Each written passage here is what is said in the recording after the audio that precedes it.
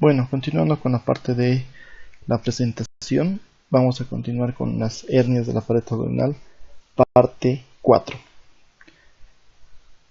Después de revisar toda la parte de las hernias inguinales, hernias crurales, de Spiegel, lumbares, obturatrices, todo esto, tenemos que entrar a un capítulo que viene a ser la eventración y la evisceración, que está dentro del temario de lo que viene a ser la pared abdominal y toda su patología.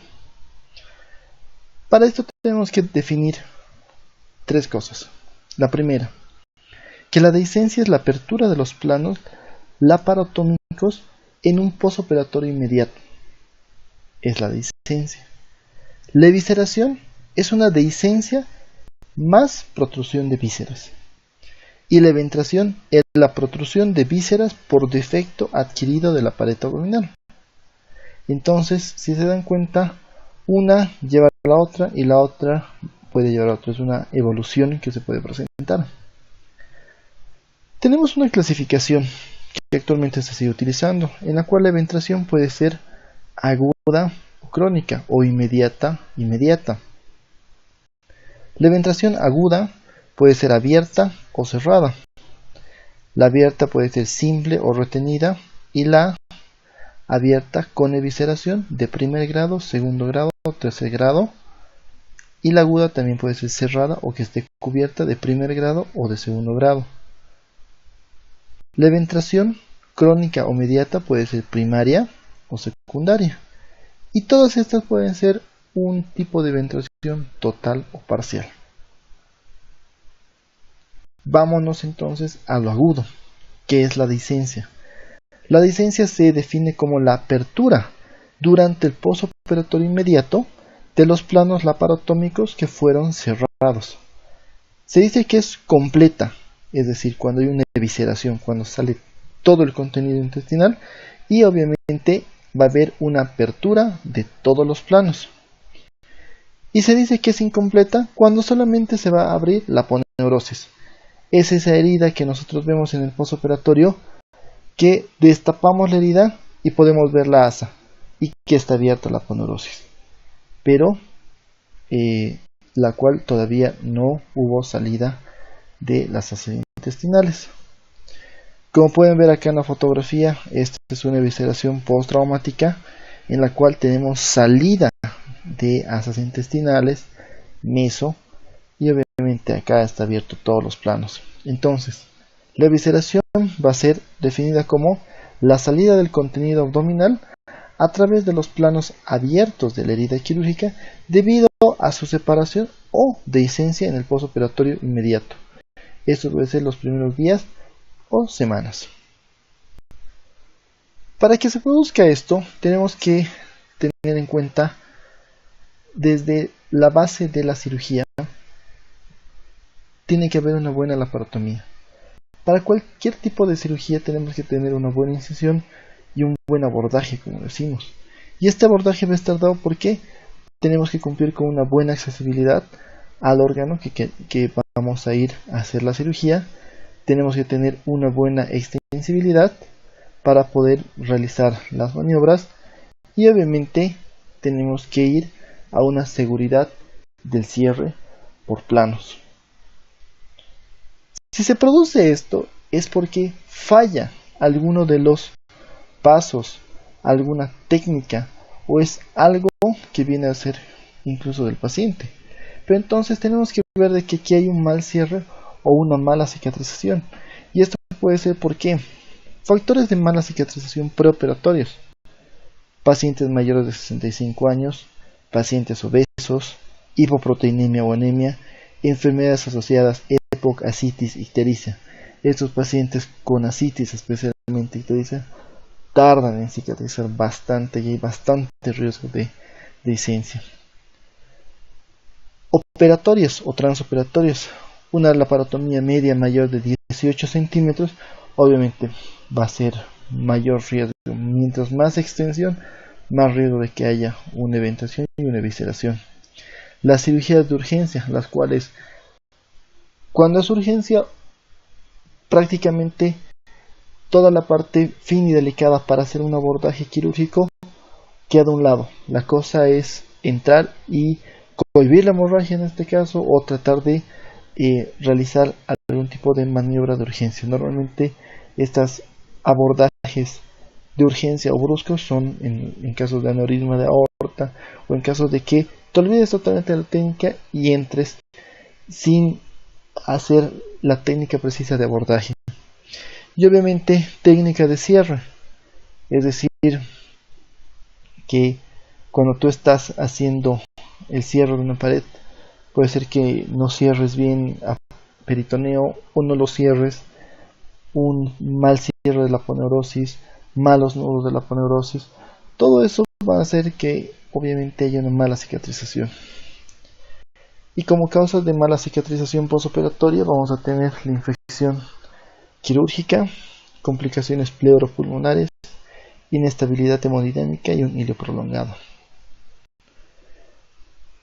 Tomando en cuenta de que estábamos comentando de errores del cierre, o sea, que no hay una buena técnica, tiene que ser, ¿por qué? Cierre con prisa. Y es aquí donde se tiene que tomar en cuenta esas cirugías de emergencia, esas cirugías que haces a las 3 de la mañana, las cirugías en las que estás más preocupado el cirujano en que acabe la cirugía que una buena técnica, el cierre por prisa. Una mala relajación por parte del paciente, por parte de la anestesiología, cuando el paciente está muy tenso, hace de que la pared se ponga tensa y puede haber dehiscencia o puede haber ruptura de tejido al momento de colocar el punto. La ruptura clásica del hilo, en el que están más de la mitad y se rompe el hilo y ese rato están queriendo poner en vez de empezar de nuevo. Una sutura muy tensa, desanudamiento, tomas muy cercanas. El hecho de que uno tome como maquinita de coser muy cerca está mal. El hecho de que tome muy separado está mal. Acá se tiene que tomar en cuenta, como dice la técnica de cierre de step by step, o sea, paso a paso, 0,5 del margen y 0,5 centímetros interpunto. Y postoperatorios pleuropulmonares en un 50%, pacientes con EPO, pacientes con neumonía, aumento de la presión intraabdominal, infecciones de herida quirúrgica. Esto de aumento de la presión intraabdominal lo vamos a tocar en un ratito. Acabamos de comentar lo que vendría a ser la dehiscencia incompleta y la completa. La dehiscencia incompleta es en la cual la tripa, se podría decir así, o el contenido abdominal se abre a través de la aponeurosis, pero que ésta no logra pasar la parte de tejido celular subcutáneo y la parte de piel. Son esas heridas abombadas que van a tener bastante débito, bastante seroma por la herida, pero que obviamente no hubo una salida completa. Y la completa es cuando está ver todo. Son esas heridas que uno destapa y puede ver la tripa de frente. Esas son dehiscencias completas cuando hay una separación de todos los componentes de la pared abdominal.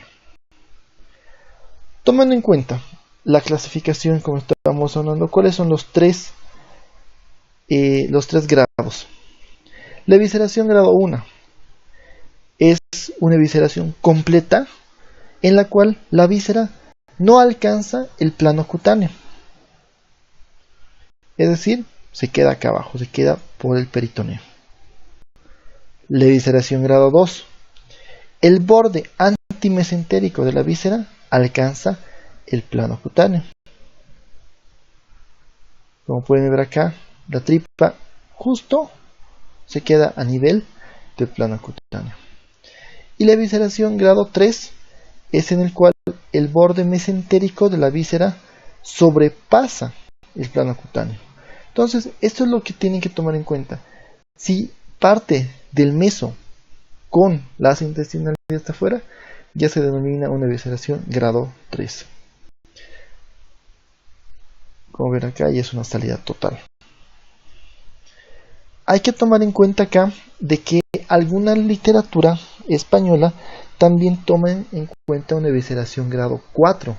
La grado 4 es en heridas postraumáticas o heridas traumáticas por algún cortopunzante, en el cual ya hay un vaciamiento abdominal, en el cual se sale órganos directamente, se sale intestino, se sale colon. Entonces hay un tipo de grado 4 que es el vaciamiento del abdomen. ¿Cuál es la clínica? Vamos a ver que vamos a presentar a través de la herida líquido sero sanguinolento. Es un, como dice, a carne, es como agua de carne, es ese tipo de líquido. Hay un dolor mantenido en la herida, dolor agudo como un desgarro, refiere el paciente. Y obviamente hay el peligro de visceración, un hilio prolongado con vómitos, tos, dificultad respiratoria. Diagnóstico. A la inspección se puede ver. Es cuando pasas visita, destapas la herida y ves ahí la tripa o ves que una herida bombada. Entonces, la dehiscencia completa se diagnostica mediante la simple inspección. Otra es la secreción serohemática en herida quirúrgica, como el lavado de carne, que obviamente vamos a apreciar. A la auscultación va a haber hilio, a la palpación va a haber una debilidad de la pared y el signo de la canaleta, que significa de que va a haber un hundimiento de esa parte, obviamente como si fuera una canaleta en la región de la herida operatoria. ¿Cuál es el tratamiento? Vamos a tener dos tipos. Primero, hay que clasificar, dependiendo si es de primero, segundo o tercer grado. Si es una evisceración de primer grado o una dehiscencia incompleta, el tratamiento puede ser conservador. Puede ser una faja de Montgomery, que es una faja que ajusta, y podríamos ir a una cicatrización por segunda intención. Pero si es una evisceración grado 2 y grado 3, entonces vamos a ver de qué tendríamos que ir a la cirugía. Normalmente son estos pacientes que van a la cirugía, los pacientes que uno los opera en la tarde y el paciente empieza a toser, a vomitar y te llaman en la guardia tipo 3 de la mañana que el paciente se eviscerado. Entonces son pacientes que están con un grado 3, los cuales al momento están tranquilos, pero estos se van a descompensar. Entonces tienes que ir a la parte quirúrgica y cubrir directamente la parte de la herida quirúrgica mediante puntos capitonados o de refuerzo. Para la parte de la cirugía tenemos que hacer dos tipos de clasificación dentro de quirófano. Si hay distensión de asas o no hay distensión de asas. Y esto cabe recalcar que va a ir ligada si hay hilio o no hay hilio. Y tenemos que estar tomando en cuenta de qué tipo de cirugía tuvo el paciente. No es lo mismo ir a operar un paciente que haya tenido una evisceración posoperado de una peritonitis generalizada a un posoperado de una ¿qué les puedo decir? De una colectomía, que es una cirugía limpio contaminada, no una cirugía contaminada. Y eso, obviamente el posoperado de peritonitis sí va a tener hilio. Entonces, si vemos que no hay distensión de asas, las asas están prácticamente normales, podemos hacer dos cosas. ¿Nos da para cerrar? ¿Se aproximan ambos planos para cerrar? Bueno, sí, se aproximan. Entonces se puede hacer una nueva sutura de la fase de la aponeurosis. Las suturas de retención externa hacen que haya una herida potencialmente infectada. De estos pacientes, un 2% van a ir a hacer evisceraciones recidivantes, un 14 a un 28% hacen eventraciones y vamos a tener un 18% de mortalidad. Ojo, si hay distensión de asas, vemos que el abdomen está distendido, vemos que las asas, incluso no puedes reducir el contenido de las asas al abdomen, entonces vamos a tener con distensión de asas. ¿Qué hacemos acá? Ojo con el síndrome compartimental. Esto se mide por control de la presión vesical.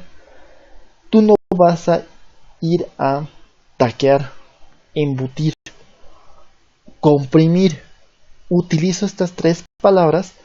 ¿Por qué? Porque si tú ves que todo el intestino está afuera, tú no puedes introducir eso. ¿Por qué? Porque estás produciendo un aumento de la presión intraabdominal. Entonces, lo que tú haces es un cierre provisional hasta que desaparezca la distensión. Tú no cierras la aponeurosis, puedes poner una malla absorbible fijada a la fascia, es aquí donde se pone las famosas bolsas de Bogotá con un drenaje aspirativo, o en todo caso solamente se pueden poner puntos simples a nivel de la piel. ¿A qué me voy con esto de la presión intraabdominal y el síndrome compartimental? La presión intraabdominal, o la más famosa llamada PIA, en estudios realizados con monitorización continua de la misma, se han registrado presiones de reposo de 6 milímetros de mercurio, presiones de 26 milímetros de mercurio durante la defecación y cifras hasta de 45 a 60 con el vómito y la tos. Cabe recalcar, bueno, esto yo sé que ustedes ya lo saben. ¿Cuál es el valor de la presión intraabdominal normal? Si no lo saben, bueno, cuando un paciente está de pie, la presión va de 0 a 5 milímetros de mercurio. Y cuando un paciente está en decúbito, va de menos 5 a 0 milímetros de mercurio. Esa es la presión intraabdominal normal. Ahora, se han hecho estudios en el cual la presión necesaria para conseguir una dehiscencia de la herida quirúrgica, que ha sido probada en cadáveres humanos, llega a unos 200 milímetros de mercurio, tanto en incisiones transversas como en las longitudinales. O sea, tú dices 200 milímetros de mercurio, es una presión sumamente alta, sumamente fuerte. Pero si tú vas sumando el ILE más una mala técnica más tos, puedes llegar a conseguir esto. Esto es muy importante. Ojo, para hablar de síndrome compartimental abdominal, se define como presión intraabdominal de 40 milímetros de mercurio persistente con repercusión orgánica múltiple. Tomar en cuenta esto, que son preguntas para su examen. Bueno, ¿qué son los puntos capitonados? Los puntos capitonados, alguna escuela las sigue usando. Personalmente no. Son unos puntos bastante agresivos, en el cual estos puntos capitonados, como dice, tomas toda la pared, piel, tejido celular, aponeurosis y peritoneo, y pones unos puntos que van y lo cierran. ¿Ya? Hay puntos intraperitoneales que cierran todo, y hay puntos extraperitoneales que solamente van y aproximan fascia o aponeurosis. Son puntos salvadores que nos sirven, pero se ha visto de que estos capitonados son los que te producen mayor aumento de la presión intraabdominal. El cierre primario es el tratamiento ideal de la evisceración, que consiste en la realización de una nueva sutura en la herida quirúrgica, y vamos a tener tres formas de realizar esta sutura. Podemos hacer puntos sueltos, puntos donatis, podemos hacer una sutura con puntos sueltos y puntos de retención, y podemos poner una sutura continua, que eso no se recomienda, pero está en la literatura. Lo mejor personalmente es poner puntos donati y entre medio poner puntos simples para hacer un cierre primario. Cierre diferido. Estos son cuando el paciente está en una situación clínica muy grave, en el cual se desaconseja la cirugía, o bien la cavidad abdominal no puede o debe cerrarse por existir un edema importante de las heces intestinales o contaminación masiva. Esto se va a un cierre temporal del abdomen, el tiempo suficiente para que el paciente se recupera y permita reparar la pared abdominal, y un cierre progresivo del abdomen con los sistemas disponibles de cierres dinámicos o asistidos.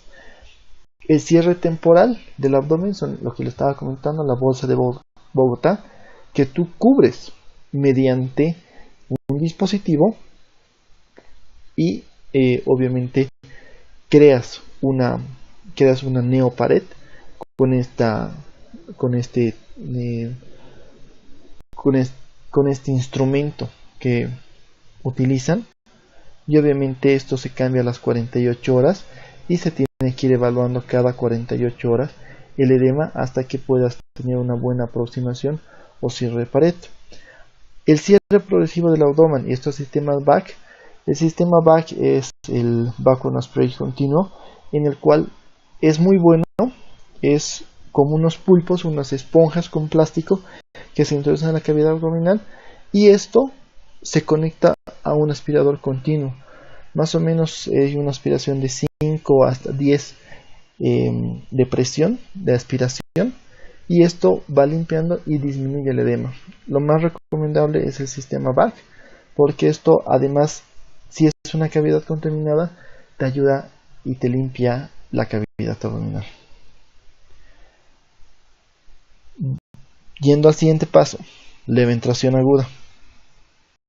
Estos se producen de un 0.5 a un 7% de las laparotomías, más frecuentes en hombres que en mujeres, principalmente en la tercera edad. Esto se produce antes de los 30 días postoperatorios o generalmente al día séptimo. Causas generales: edad avanzada, anemia, desnutrición, aquí está la hipoproteinemia, ictericia, depresión proteica, tratamiento prolongado con corticoides, la obesidad. Las causas locales: mal hilo, mala técnica, cierre a tensión, mala realización de nudos, o sea, son problemas técnicos directamente. Diagnóstico: al igual que el anterior, la exploración de la herida. Tú destapas al paciente, ves si es completa o es incompleta. Cuando es incompleta, normalmente es un paciente ligosintomático. Solamente vas a ver que hay una secreción, y obviamente ahí tú puedes pensar en que es un seroma. Entonces ahí es donde tú tienes que explorar la herida, incluso meter el dedito a la herida para ver que no haya algún tipo de disrupción a nivel de tu aponeurosis. Y obviamente, si no hay, bueno, qué suerte tienes, es un seroma. Y si hay, ni modo, tienes una eventración. Signos de la cicatriz: abombamiento o depresión, una herida tensa y lustrosa, ausencia de rodete cicatrizal, es decir, esa tirita como salteña que les queda a algunos, es ese rodete cicatrizal, y el frémito de las asas subyacentes, es decir, de que tú vas a destapar y vas a ver cómo se mueve. La eventración aguda cubierta o el grado 1 es con curaciones y contención de la pared. Esta es la famosa faja de Montgomery que les mencionaba antes, que es una faja en la cual obviamente te hace una pared y hace el cierre por segunda intención. Eventración cubierta tipo 1, eventración cubierta tipo 2, es lo mismo. Bueno, la grado 1 y 2, si no hay infección clínica, pues resuturas. Si hay dehiscencia de un gran tamaño, se puede hacer incisiones de descarga o empleo de prótesis. Puedes colocar malla si no hay infección, puedes hacer incisión de descarga y puedes reparar el daño. Si tú ves que hay infección, que es una pared que está contaminada, es una pared que está infectada, entonces hay que hacer tratamiento conservador, hacer las curaciones y poner algún medio de contención. Y el tratamiento quirúrgico posteriormente, cuando tú ya no tengas tipos de infección, puedes colocar malla o algún tipo de prótesis y tienes que ver para hacer incisiones de descarga, o por último cierras la aponeurosis y dejas la piel abierta, como ves acá, dejas la herida abierta y obviamente tú vas a ir curando diariamente todo esto hasta que no haya la infección y posteriormente va a cerrar por segunda intención. Cuando es de tercer grado sin infección, incisiones de descarga y malla. Cuando es con infección, bueno, vas a tener paciencia y buen humor porque vas a dejar el abdomen abierto y tienes que hacer el tratamiento que dijimos antes. Puedes utilizar bolsas de Botá, puedes utilizar sistemas BAC y hasta que ya no tengas infección. La evisceración constituye una situación de emergencia, como ya dijimos, con una mortalidad elevada, superior al 30%, una importante morbilidad potencial si no se consigue el cierre de la herida de la primera intención. Una laparostoma o una fístula intestinal puede presentarse con esto. Hay una incidencia considerable de un 40 o un 60% de eventración postoperatoria, de eventración crónica. Y ahora a esto nos vamos. ¿Qué pasa si tú lo dejas a tu paciente con esa eventración aguda o con esa evisceración? Bueno, tu paciente te va a visitar a los 3 meses con esto, con una masa, una herida fea. Aquí se nota que ha sido una herida infectada y obviamente es un paciente con una eventración, una masa. ¿Qué se define a la eventración? Es la protrusión o salida del contenido abdominal a través de un defecto adquirido de la pared abdominal. Su incidencia oscila aproximadamente en el 12% de las intervenciones quirúrgicas. Como pueden ver, lo más característico, pared abdominal, cicatriz previa, vamos a tener una piel adelgazada, vamos a tener la masa y vamos a tener obviamente los bordes de la eventración.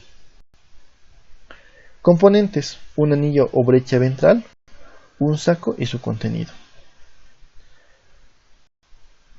Dentro de la epidemiología, de un 4.7 a un 13% de las laparostomías presentan esto. Sobre todo se presentan después de los 30 días postoperatorios, frecuentemente dentro del primer año y más común dentro de los 6 primeros meses. Como pueden ver, este paciente tiene 2. Según la European Hernia Society, el 2009 planteó este tipo de clasificación dependiendo de si son mediales o si son laterales. Si son mediales, vamos a tener M1 subsifoideas, M2 epigástrica, M3 umbilicales, M4 infraumbilicales y M5 suprapúbicas.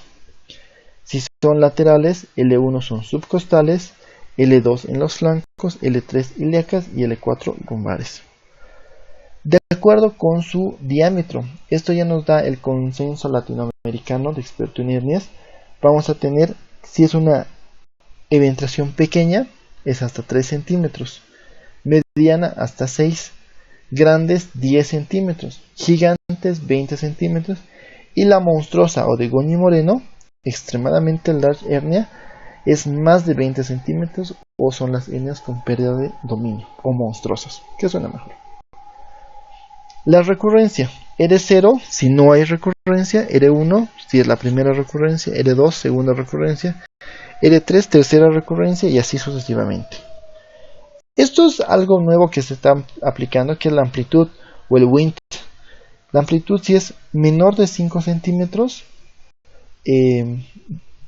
la tipo 2 de 5 a 10 centímetros, la tipo 3 de 10 a 15, la tipo 4 mayor de 15 centímetros. La amplitud viene a tomar en cuenta el anillo herniario del mismo, y esto nos ayuda para calcular la malla. De acuerdo con su carácter, vamos a ver si son primarias o son recurrentes. De acuerdo a su reductibilidad del contenido, si son reductibles o irreductibles. Factores predisponentes prácticamente son los mismos que vimos antes. Depende del paciente, de la cirugía, de la técnica y de la enfermedad que presente el paciente. Relacionados con el enfermo, esta es una eventración, como dirían, subcostal, tipo L1, y esto es por una cirugía, por una incisión Kocher, si se dan cuenta. Bueno, relacionadas con el enfermo, la edad, mayor en hombres, mayor de 60 años, sexo, mayor en hombres, la hipoproteinemia, neoplasias malignas, anemia, hipovolemia, obesidad, diabetes, alergia, inmunidad, medicamentos y radiación. Relacionados con la operación, la anestesia, pero aquí viene a ser sobre todo la parte de una mala relajación, tu incisión muy grande, tácticas o técnica quirúrgica no adecuadas, mal material de sutura, hemostasia correcta o no, y relacionadas con la enfermedad, la infección. Como en todo, aumento de la presión intraabdominal. Por el aumento de la presión intraabdominal puede ser por el ascitis o por el ilio. En el ilio viene a ser la distensión de los vasos. y por aumento del tono músculo-parietal.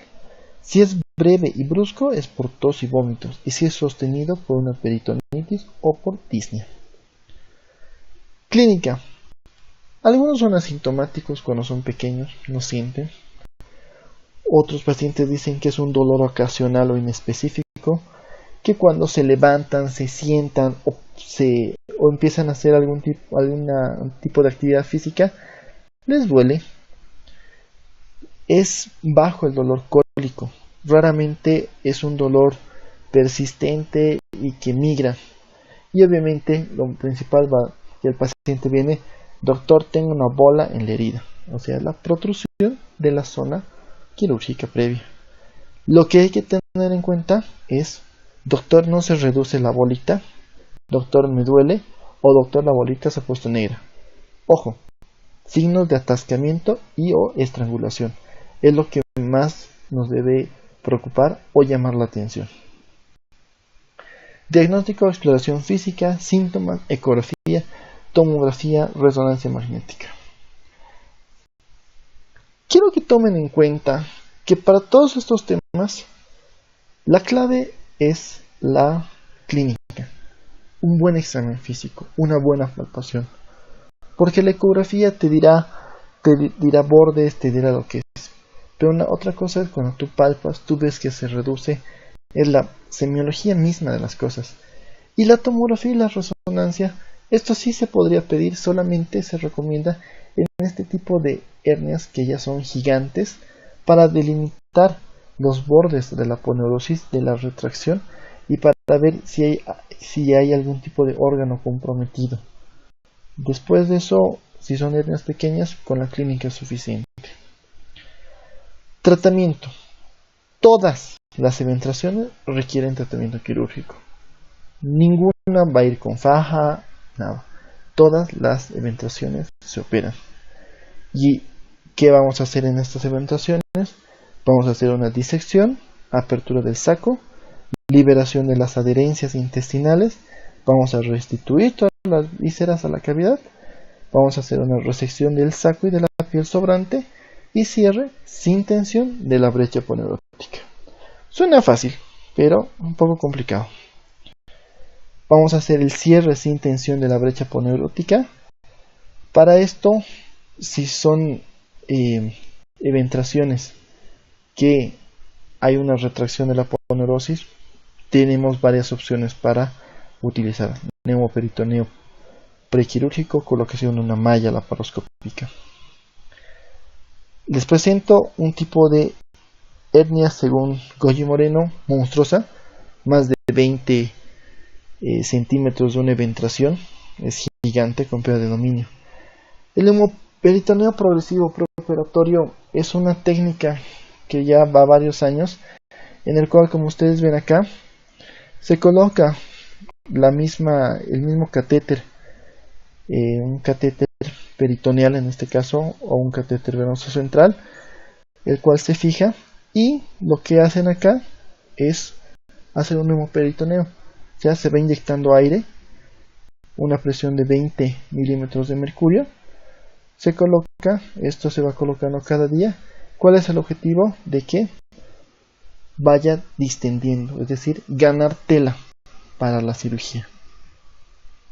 Hay buenos resultados, pero obviamente el paciente tiene que estar internado y monitorizado y con todo este tipo de complejidad. La cirugía posteriormente, como ven acá, vamos a ir y vamos a colocar la malla haciendo la separación de los mismos y posteriormente tenemos que reparar. Y la separación de componentes, que es algo que se está poniendo en boga, en el cual es una nueva técnica en la cual tú, como ven los gráficos, llegas a separar toda la parte de las capas de la pared abdominal para posteriormente hacer un buen cierre. Como ven acá, empiezan a separar todas las capas de ambos lados y posteriormente el paciente queda muy bien. Complicaciones posteriores a la cirugía: hematomas, seromas. Estos dos favorecen a la infección y obviamente si hay eso hay que hacer la el drenaje. La infección es hasta un 29%. Otra de las complicaciones puede ser la recurrencia, lo cual no tendría que haber, pero cabe mencionar. Bueno, eso sería todo de este largo temario de pared abdominal. Espero que hayan entendido y lo hayan aprovechado. Gracias.